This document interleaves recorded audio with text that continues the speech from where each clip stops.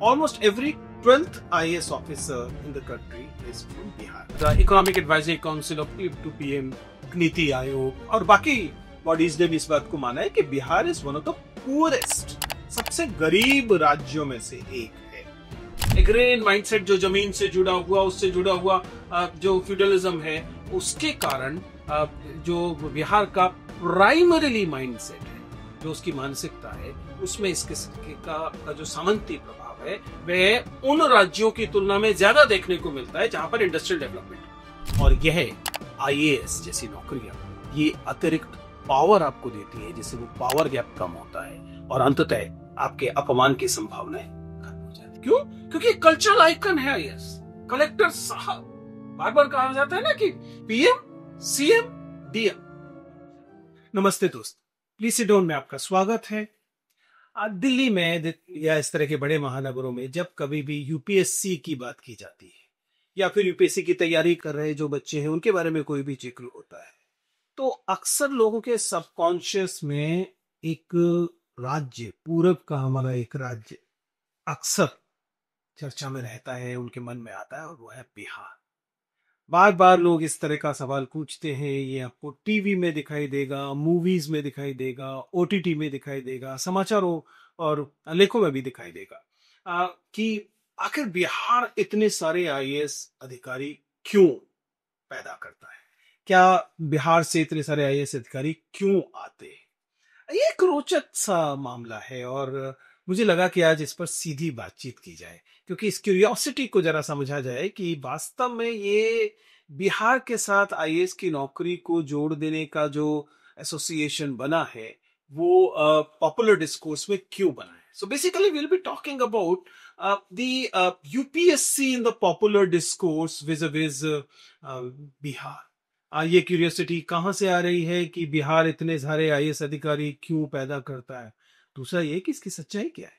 क्या सच में बिहार से आने वाले आईएएस अधिकारियों की संख्या डिस्प्रपोर्शनेटली बहुत ज्यादा है। क्यों टेलीविजन एंकर्स और फिल्म बनाने वाले लोग इस पर इतनी ज्यादा चर्चा करते हैं। जरा थोड़ा सा फिगर्स से इस बात को शुरू करते हैं।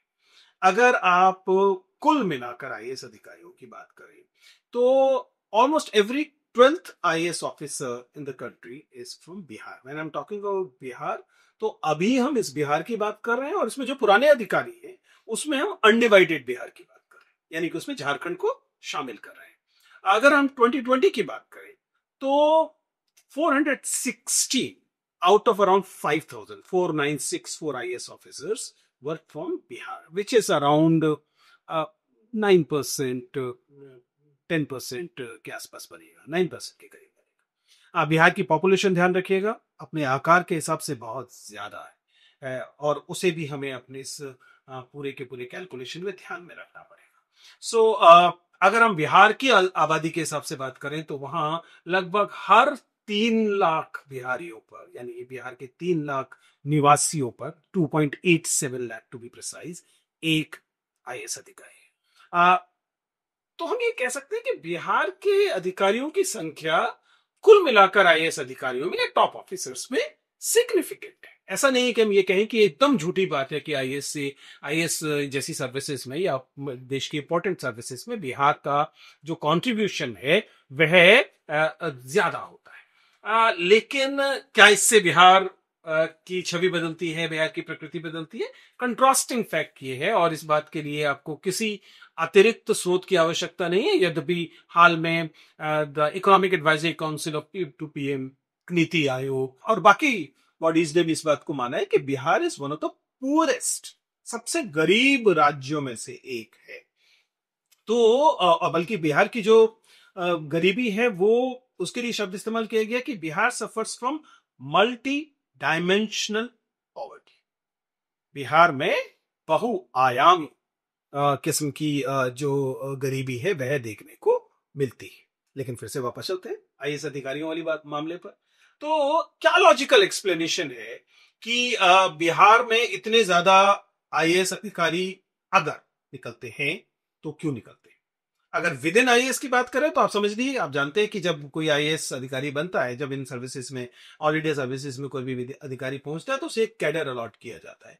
और इस कैडर के बेसिस पर अगर हम समझने की कोशिश करें कि बिहार का जो अपना कैडर है, क्या वह कैडर बहुत बड़ा है? सामान्यतः कहा जाता है कि बिहार का कैडर बाकी की तुलना में ज्यादा बड़ा है। Almost 359 officers in the IAS are from Bihar cadre. Again it's around what 7-8%। हमने पहले बताया कि लगभग 5,000 कुल अधिकारी हैं, जिनमें से 359 अधिकारी बिहार कैडर से हैं। प्लीज इस बात को समझिएगा जिन लोगों की जानकारी नहीं है, जब हम कहते हैं बिहार कैडर तो ये सही है कि उनका जो कैडर स्टेट है वो बिहार होता है, लेकिन इनमें से बहुत सारे अधिकारी अन्य जगहों पर डेपुटेशन भी होते हैं, जिसमें सेंटर डेपुटेशन भी शामिल है। यानी कि ये अधिकारी हो सकता है केंद्र सरकार की सेवा कर रहे हो क्योंकि ऑल इंडिया सर्विस है, और वे सेंट्रल डेपुटेशन कर रहे हो कि सभी 359 IAS officer will not be posted in Bihar, right. और आप जानते हैं कि ये सब डिस्ट्रिक्ट्स में पोस्टेड दायरे के नहीं होते। डिस्ट्रिक्ट्स में गिनती के आईएएस अधिकारी होते हैं, बाकी सब अधिकारी या तो सेक्रेटरीट में होते हैं या अन्य पोजीशंस पर होते हैं। ये कुल मिलाकर सिचुएशन बना। इसका मतलब ये बाकी राज्यों से ज्यादा इसमें क्वेश्चन, ये दरअसल 90% राज्यों से ज्यादा है, जिसका मतलब है कि केवल 10% जो टॉप 10% कैडर साइज के हिसाब से माने जाए, उनमें से एक राज्य बिहार है। लेकिन सच्चाई ये है कि इसका मामला ये एडमिनिस्ट्रेटिव मामला नहीं है। इसे समझने के लिए हमें सोशियोलॉजिकल और प्रैक्टिकल कंसिडरेशंस को समझना पड़ेगा कि बिहार में, विद्यालय कहेगा जब भी मैं बिहार कह रहा हूं, नाम राज्य बिहार का ले लो, लेकिन जब हम समाज शास्त्रीय परिप्रेक्ष्य में बात करेंगे तो बिहार के साथ साथ आप इस किस्म के अन्य क्षेत्रों को शामिल कर लीजिएगा, क्योंकि समाज शास्त्रीय स्थितियां उनकी भी वैसी है। मसलन पूर्वी उत्तर प्रदेश कहता था, जिसे हम पूर्वांचल कहते हैं, बिहार और पूर्वी उत्तर प्रदेश मिलाकर वहां मोर और लेस जो सामाजिक जो सोच है वो एक तरीके की है। और यह जो रश फॉर गवर्नमेंट जॉब्स है, आईएएस अधिकारी बनने का जो सपना लार्जर देन लाइफ दिखाई देता है, वो इस इलाकों में ज्यादा दिखाई देता है। इसकी पहली वजह जाहिर है कि परिवार की मानसिकता, फैमिली माइंडसेट है। बिहार जो है वह मूलतः एक एग्रेरियन स्टेट है। आधी से ज्यादा आबादी दरअसल कृषि पर आधारित है, और कृषि केवल एक व्यवसाय नहीं है। इस बात को बार बार लोगों ने समझाया है। आपने जब अपना अर्थशास्त्र का बिल्कुल शुरुआती पढ़ाई की थी, तब आपने समझा होगा कि जब भी हम प्राइमरी सोर्सेस पे डिपेंडेंट इकोनॉमीज को देखते हैं, तो जैसे कि कृषि, तो कृषि आधारित जो अर्थव्यवस्थाएं होती हैं, यह केवल एक वोकेशन के तौर पर कृषि नहीं होती। कृषि उसकी उस जगह की सांस्कृतिक और सामाजिक स्थितियों को भी तय कर रही है। तो इस वजह से जो एग्रेरियन माइंडसेट है, एग्रेरियन माइंडसेट जो जमीन से जुड़ा हुआ, उससे जुड़ा हुआ जो फ्यूडलिज्म है, उसके कारण जो बिहार का प्राइमरीली माइंडसेट है, जो उसकी मानसिकता है, उसमें इस किस्म का जो सामंती प्रभाव है, वह उन राज्यों की तुलना में ज्यादा देखने को मिलता है जहां पर इंडस्ट्रियल डेवलपमेंट, जहां औद्योगिक क्रांति बड़े पैमाने पर हुई, जिसकी या उद्योग बड़े पैमाने पर विकसित हुए। इन उद्योगों के विकसित होने के कारण इन राज्यों की, इन समाजों में जो सामाजिक संरचनाएं थी, वो उद्योग और सर्विस सेक्टर के अनुरूप बन गई, जिसमें कि इस किस्म की सामंती सोच का जो प्रतिशत है, प्रभाव है, रिलेटिवली थोड़ा सा कम हो गया। ये भी ध्यान रखिएगा कि एग्रीकल्चर रिलेटिवली एक अनप्रॉफिटेबल ऑक्यूपेशन, कई जगह तो इकोनॉमिकली वायबल भी नहीं, जिसका मतलब यह होता है कि इन राज्यों में, बिहार जैसे राज्यों में, इसलिए ज्यादा गरीबी देखने को मिलती है। ऐसी गरीबी में कोई भी सरकारी नौकरी वह आजादी लेकर आती है, आर्थिक रूप से इंडिपेंडेंस लेकर आती है। इसलिए इन राज्यों में बार बार ये कहा जाता है कि सरकारी नौकरी के लिए जिसे क्रेज कहा जाता है, वो बहुत ज्यादा है।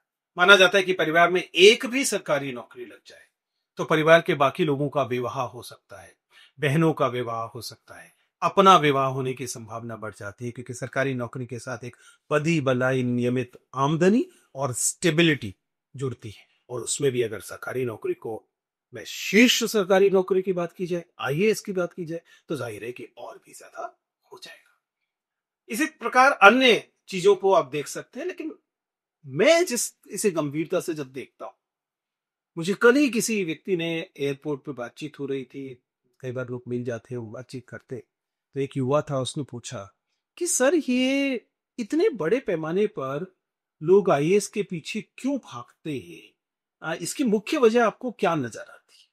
तो बाकी सारी वजह तो सब लोग बताते ही हैं, सामाजिक संरचना है, कॉलोनियल लीगेसी है, सामंती सोच है, वगैरह वगैरह। लेकिन इसका जो जमीनी असर है वो ये है कि इस देश के तमाम नागरिक लगातार, ये कॉलोनियल उससे शुरू हुआ लेकिन लगातार अपमान के पैसे जीते। इस समाज में लगातार हर व्यक्ति को ये लगता है कि न जाने कब कौन अपमान कर जाएगा। वो आपकी आमदनी को लेकर, आपके कपड़ों को लेकर, आपकी भाषा को लेकर, आपकी जाति को लेकर, आपके धर्म को लेकर, कि किसी कारण कुछ भी हो, आपको लगातार यह भय रहता है कि सामने वाला व्यक्ति जो मिलेगा वह व्यक्ति आपका अपमान करके निकल सकता है, and you will not be able to do so much about it. क्योंकि एक तरह का पावर गैप है। कुछ लोगों के पास पावर है, कुछ लोगों के पास पावर नहीं है। और इसका आईएएस से क्या लेने देना है? इसका सीधा सरल सा, आप छोड़िए, आपके परिवार में कोई और भी एक आईएएस हो जाए, आप इस अपमान से इंसुलेटेड हो जाते हैं। ये मुश्किल हो जाता है किसी एक हवलदार के लिए, एक पुलिस कांस्टेबल के लिए, कि वह आपका या आपके निकट जो आपके प्रियजन है उनका अपमान करने का साहस करता है। क्योंकि हमारे यहां सम्मान सहज स्वाभाविक रूप से सब नागरिकों को बराबर उपलब्ध नहीं है। डेवलप्ड डेमोक्रेसीज में, उन समाजों में जहां लोकतांत्रिकता होती है, वहां पर सबके पास एक बेसिक डिग्निटी उपलब्ध होती है। हमारे पास इस बेसिक डिग्निटी के लिए आपको एक अतिरिक्त पावर की जरूरत पड़ती है, और यह आईएएस जैसी नौकरियां ये अतिरिक्त पावर आपको देती है, जिससे वो पावर गैप कम होता है और अंततः आपके अपमान की संभावनाएं खत्म हो जाती है। क्यों? क्योंकि कल्चरल आइकन है आईएएस। कलेक्टर साहब, बार बार कहा जाता है ना कि सबसे पीएम, सीएम, डीएम, बस यही तो दरअसल हाकिम है, बाकी कोई है नहीं। एक तरह का कल्चरल आइकन है एक डिस्ट्रिक्ट मजिस्ट्रेट, एक कलेक्टर साहब। और कलेक्टर साहब के परिवार को भला कौन अपमानित करेगा? तो ये दरअसल अपमान से पलायन, अपमान का भय और ज्यादा लोगों को धकेलता है। जाहिर है कि आर्थिक कारण ने पहले ही बताया कि जब औद्योगिक विकास नहीं हुआ है, ना सर्विस सेक्टर है, ना मैन्युफैक्चरिंग सेक्टर है, कुल मिलाकर एग्रीकल्चरल सेक्टर है, और एग्रीकल्चरल सेक्टर बिहार की ताकत नहीं है, बिहार की कमजोरी है। इस राज्य में अगर आप देखें तो गैर अनुपातिक तौर पर लोग जो है वो कृषि पर आधारित है। उतनी जमीन नहीं है, उतनी उत्पादकता नहीं है जितनी ज्यादा आबादी इस पर आधारित है। अधिकांश लोग, जिसे आर्थिक भाषा में कहा जाता है डिस्गाइज्ड अनएम्प्लॉयमेंट, उसमें रह रहे हैं। यानी जितने लोग बिहार में कृषि में लगे हुए हैं, उनमें से 3/4 लोगों को कृषि से निकाल भी लिया जाए, तब भी बिहार की कृषि की उत्पादकता में शायद 1 किलोग्राम की भी कमी नहीं आएगी। यानी कि अगर बिहार में इस समय 100 लोग कृषि में लगे हुए हैं, उनमें से 75 निकाल दीजिए, केवल 25 को कृषि में लगे रहने दीजिए, तब भी उतना ही अनाज पैदा होगा जितना 100 लोगों के साथ पैदा होगा।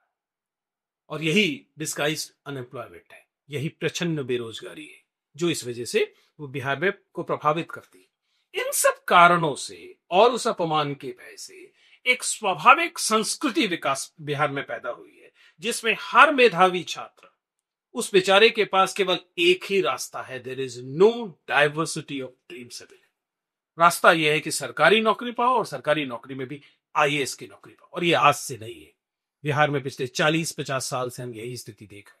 और इसके कारण बिहार में इन कॉम्पिटिटिव एग्जामिनेशन को लेकर एक नई संस्कृति, एक विशद संस्कृति पैदा हुई है। और वे लोग लगातार कोशिश करते हैं, जब कोशिश करते हैं तो जाहिर है कि अनुपातिक रूप से ज्यादा लोग सफल भी होते रहे हैं। लेकिन अगर मैं अपना अनुभव बताऊं तो पिछले 20 सालों में ऐसे लोगों की संख्या निरंतर कम होती रही है। और पिछले 5-6 सालों में तो मुझे एक भी व्यक्ति याद नहीं आ रहा जिसका मैंने आईएएस के लिए, सिविल सर्विसेज के एग्जामिनेशन में पर्सनल मॉक इंटरव्यू लिया हो और उसकी शिक्षा बिहार से हुई। स्कूली शिक्षा वाले लोग हैं जो नवोदय से पढ़ के आए, केंद्रीय विद्यालय से पढ़ के आए, कुछ पब्लिक स्कूलों से पढ़कर आए, लेकिन इनमें से अधिकांश लोगों की शिक्षा जो है वो बिहार से बाहर हुई। सच्चाई ये है कि बिहार, जो आंकड़ा हम लोगों ने बिहार के आईएएस अधिकारियों का दिया, हम गारंटी से नहीं कह सकते, बल्कि मैं इसके विपरीत किस्म का अनुमान लगा सकता हूं कि जब वे लोग रिटायर होंगे तो वे स्वयं को बिहार का मानेंगे कि नहीं।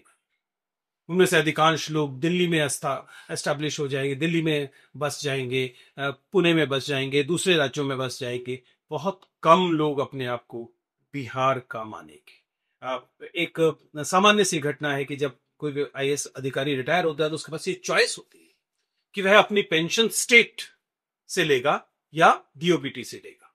जरा पता कीजिए कि कितने लोग बिहार राज्य से, वे आईएएस अधिकारी जो बिहार के आईएएस अधिकारी हैं, मान लीजिए बिहार में के कैडर से भी हैं, वे उनमें से कितने लोग ये चुनते हैं कि बिहार राज्य से पेंशन लेंगे। अधिकांश लोग डीओबीटी से। तो इसका मतलब यह है कि जिन्हें हम बिहार के आईएएस अधिकारी कह रहे हैं वो भी नाम मात्र के ही बिहार के अधिकारी हैं।